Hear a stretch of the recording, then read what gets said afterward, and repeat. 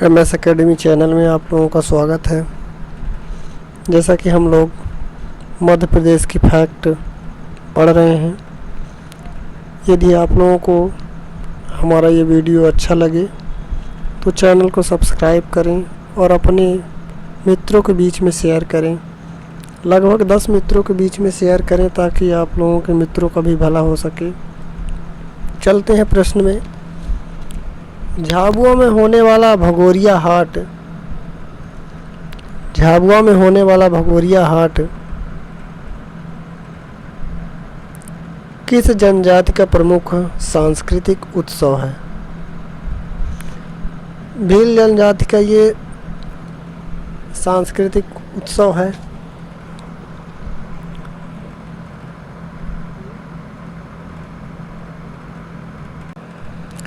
ये भगोरिया उत्सव सांस्कृतिक त्यौहार है।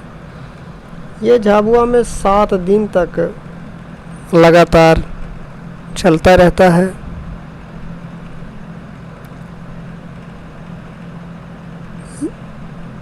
झाबुआ जिले में स्थित है। जैसा कि आपको पहले से ही लिखा है कि झाबुआ में भगोरिया हाट का आयोजन किया जाता है, सांस्कृतिक त्यौहार होता है। ये भीलों का सबसे बड़ा त्यौहार है। भील जनजाति का सबसे बड़ा त्यौहार माना जाता है।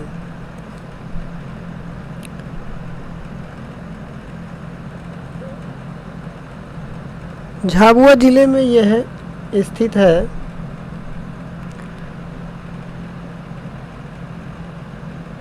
भारत के बहादुर धनुष पुरुषों की भूमि मानी जाती है।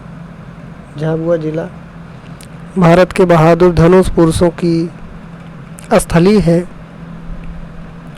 यहाँ जाने के लिए NH 47 है, नेशनल हाईवे नंबर 47। और झाबुआ ज़िले की विशेषता है कि यहाँ से अभी आप लोगों ने सुना होगा कड़कनाथ मुर्गे के बारे में। तो कड़कनाथ मुर्गे की नस्ल यहीं से जन्म हुई। ऐसा कहा जाता है कि कड़कनाथ नस्ल का घर है ये झाबुआ ज़िला। झाबुआ ज़िला से 2008 में अलीराजपुर अलग हुआ। तो आप लोगों को सबसे मोस्ट क्वेश्चन ये होगा कि 2008 में कौन सा ज़िला झाबुआ से अलग हुआ? तो अलीराजपुर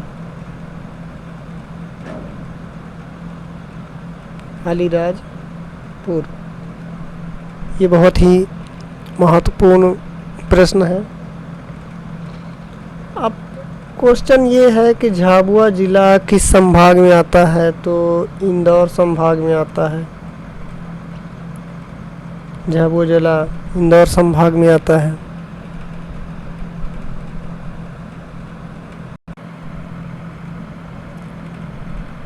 झाबुआ ज़िला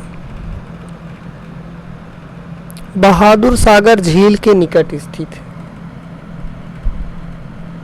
बहादुर सागर बहुत ही महत्वपूर्ण प्रश्न है। झाबुआ ज़िला किस झील के बगल में स्थित है, किनारे स्थित है? तो बहादुर सागर झील के किनारे स्थित है। आप लोगों को मैं अतिरिक्त फैक्ट इसलिए बता रहा हूँ कि 1 लाइन क्वेश्चन है, तो ये ना लगे कि आप लोगों को 1 लाइन फैक्ट ही बताए जा रहे हैं। बहुत ही महत्वपूर्ण प्रश्नों के बारे में आपसे हम उसी से संबंधित बताएंगे।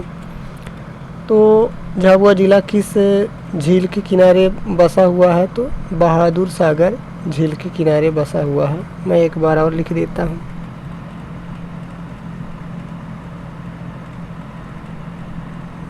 बहादुर सागर झील।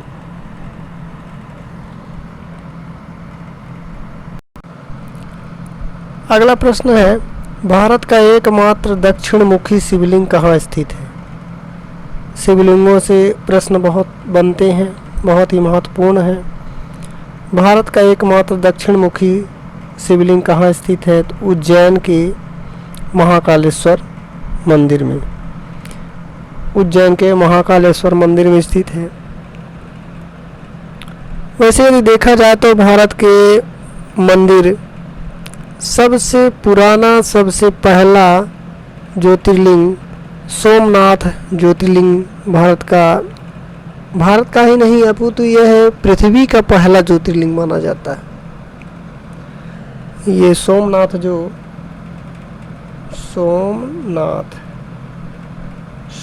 ज्योतिर्लिंग, अब ये कहाँ स्थित है? ये गुजरात में स्थित है, गुजरात राज्य में है। आप लोगों को मालूम है गुजरात राज्य में स्थित है। गुजरात राज्य तो हो गया गुजरात राज्य के सौराष्ट्र में, सौराष्ट्र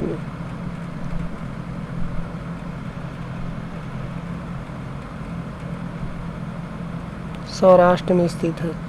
तो भारत का सबसे प्राचीन ज्योतिर्लिंग कहाँ स्थित है? तो गुजरात के सौराष्ट्र में स्थित है। आप लोगों को यहाँ से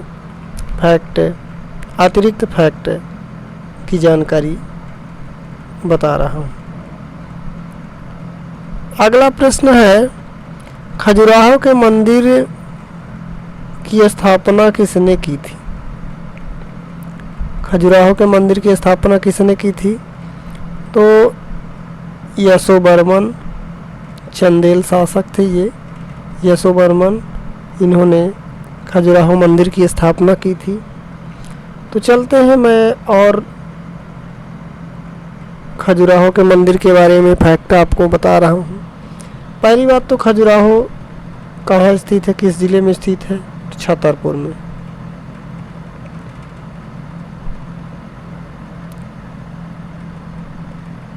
छतरपुर में स्थित है, जिला है ये, छतरपुर जिला है। ये खजुराहो जो है, तो खजुराहो का पुराना नाम खजूरपुरा था। इसके बाद कुछ दिनों बाद खजूर बाहिका भी कहा जाता था। यहाँ पे कुल 85 मंदिर है। खजुराहो के मंदिर में 85 मंदिरों का समूह है और ये चंदेल शासकों द्वारा बनाया गया था।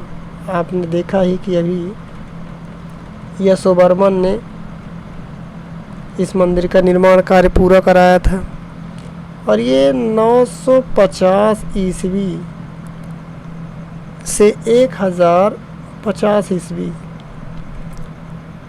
माना जाता है इसका निर्माण कार्य। ये बहुत ही महत्वपूर्ण प्रश्न है कि खजुराहो का मंदिर किस ईस्वी में बनाया गया था? 950 से 1050 ईस्वी में खजुराहो के मंदिर का निर्माण कराया गया था। देखते हैं अगला प्रश्न, भीमबेटका की खोज किसने की थी? भीमबेटका की खोज किसने की थी? तो ये विष्णु वाडकर ने की थी, विष्णु वाडकर ने की थी। और ये भीमबेटका के बारे में हम लोग और फैक्ट देखेंगे। भीमबेटका पहले तो बात ये किस ज़िले में स्थित है? तो रायसेन में है, रायसेन ज़िले में स्थित है। ये अब भीमबेटका रायसेन ज़िले में स्थित है। रायसेन ज़िला किस संभाग में है?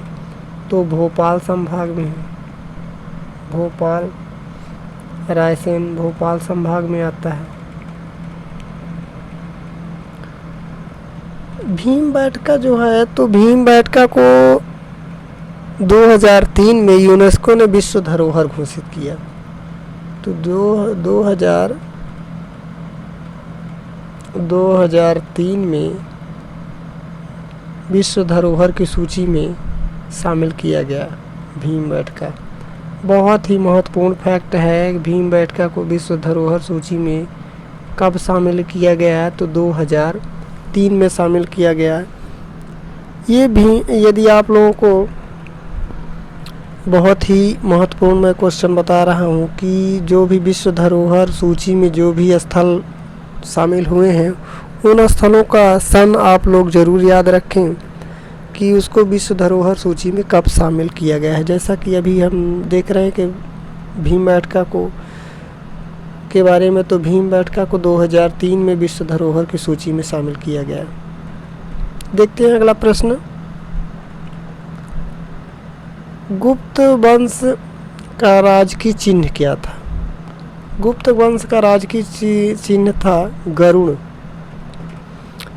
वैसे भी आपको याद करने के लिए ट्रिक बता रहा हूँ। यहाँ से गुप्त में गा मिल रहा है और यहाँ पे पहला शब्द गा है, गरुड़। गुप्त वंश का राजकीय चिन्ह क्या है? गरुड़। आप लोग इस फैक्ट से याद रखेंगे। देखते हैं अगला फैक्ट।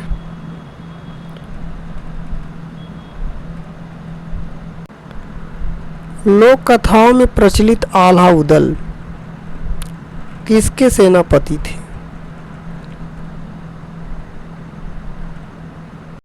तो ये परमार देवेंद्र चंदेल के सेनापति थे। परमार देवेंद्र चंदेल। तो लोक चित्रकला, ये आल्हा उदल की कहानियाँ आप लोगों ने बहुत सुनी होगी और ये ऐसा आपके मैहर में आल्हा उदल के बारे में एक अखाड़ा भी है, आप लोगों ने सुना होगा।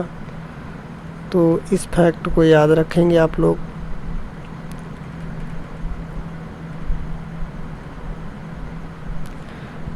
ये महत्वपूर्ण प्रश्न है। मध्य प्रदेश का जलियांवाला बाग हत्याकांड किसे कहा जाता है? मध्य प्रदेश का जलियांवाला बाग हत्याकांड चरण पादुका को कहा जाता है। चरण पादुका। अब ये चरण पादुका किस ज़िले में स्थित है? नरसिंहपुर ज़िले में स्थित है। यह कांड कब हुआ था? तो 1931 में हुआ था। तो जैसे भारत का जलियांवाला बाग हत्याकांड आप लोगों को मालूम ही है, ये मध्य प्रदेश का जलियांवाला बाग हत्याकांड चरण पादुका गोली यहाँ पे, जैसे कि जलियांवाला बाग हत्याकांड में 1919 में हुआ था। वहाँ जनरल डायर करके एक व्यक्ति थे, अंग्रेज शासक के सिपाही थे। उन्होंने मीटिंग, वहाँ पे जनसभा का आयोजन हुआ था और उस जनसभा में अंधाधुंध गोलियों की बौछार कराए। वहाँ पे बहुत ही आदमियों की मृत्यु हुई थी। कुछ तो कुएं में कूद कर मर गए थे और कुछ गोलियों की लगने के कारण मर गए थे। ऐसा ही मध्य प्रदेश में ये जलियांवाला बाग हत्याकांड अपने चरण पादुका में हुआ था 1900। ये चरण पादुका कहाँ पे स्थित है? नरसिंहपुर ज़िले में स्थित है। 1931 में यह कांड हुआ था। बहुत ही मोस्ट प्रश्न है।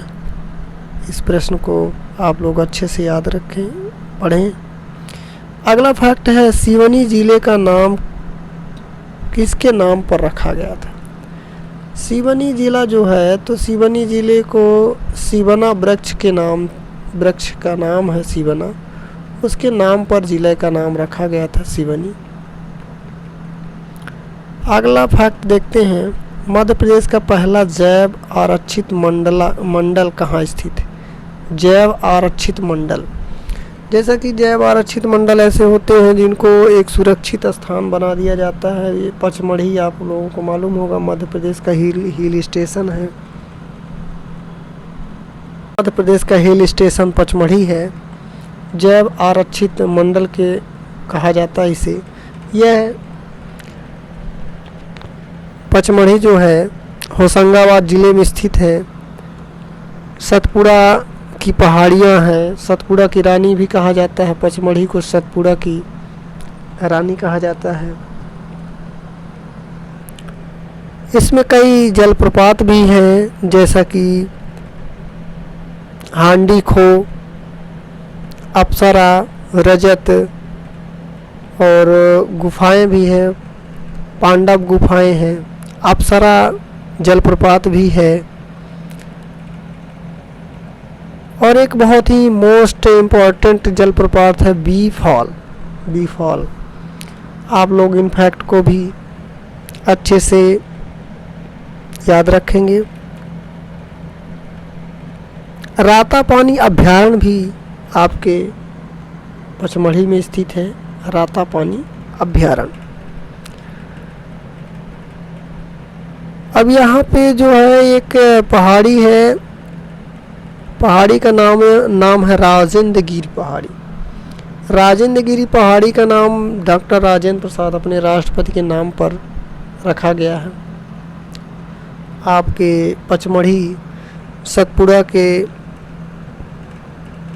पहाड़ी में स्थित है। सतपुड़ा आप लोगों ने सुना होगा, सतपुड़ा के जंगलों के बारे में आप लोगों ने सुना होगा। यहाँ पे एक सतपुड़ा राष्ट्रीय उद्यान भी है स्थित है।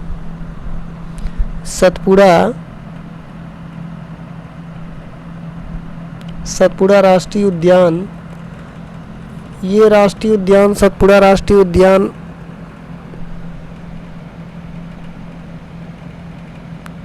1981 में इसको घोषित किया गया। 1981 में राष्ट्रीय उद्यान बनाया गया। तो आप लोगों को राष्ट्रीय उद्यानों से भी बहुत ही अच्छे फैक्टों के बारे में आप लोगों को याद रखना है। आप लोग इस सतपुड़ा राष्ट्रीय उद्यान कब घोषित किया गया, कब अपनाया गया, कब बनाया गया, तो 1981। तो अगला प्रश्न देखते हैं।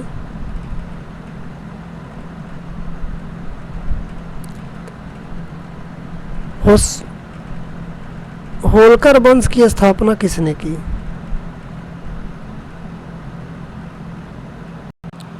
होलकर वंश की स्थापना किसने की? मल्हार राव होलकर। आप लोग वंश जो हैं मध्य प्रदेश में जितने भी वंशों के बारे में बताया गया है उनको आप लोग अच्छे से देख लें। मध्य प्रदेश की सभी परीक्षाओं में, चाहे वो मध्य प्रदेश पुलिस की हो, चाहे आपके व्यापम की हो, इन सभी परीक्षाओं में राजवंशों से प्रश्न बनते हैं। जैसा कि यहाँ मैं बता रहा हूँ, होलकर वंश की स्थापना किसने की? तो मल्हार राव होलकर ने की। इसको याद रखिएगा। ये रातापानी अभयारण्य कहाँ स्थित है? रायसेन जिले में। अभी हमने आप लोगों को बता ही रहा था कि रातापानी अभयारण्य कहाँ स्थित है। अब ये रायसेन जिला है, पचमढ़ी के पास स्थित है। अगला देखते हैं, कूनो पालनपुर अभयारण्य कहाँ स्थित है? तो कूनो पालनपुर अभयारण्य श्योपुर में स्थित है। कूनो पालनपुर अभयारण्य कहाँ स्थित है? श्योपुर में स्थित है। यदि आप लोगों को हमारा ये वीडियो पसंद आए तो MS एकेडमी चैनल को सब्सक्राइब करें और अपने मित्रों के बीच में शेयर करें। अपने सभी दोस्तों को जो परीक्षा की तैयारी कर रहे हैं, किसी भी व्यापम की तैयारी कर रहे हैं, या MP पुलिस की तैयारी कर रहे हैं, या PSC की तैयारी कर रहे हैं, उन सभी भाई बहनों को आप लोग वीडियो शेयर करें ताकि उनका भी भला हो सके। धन्यवाद।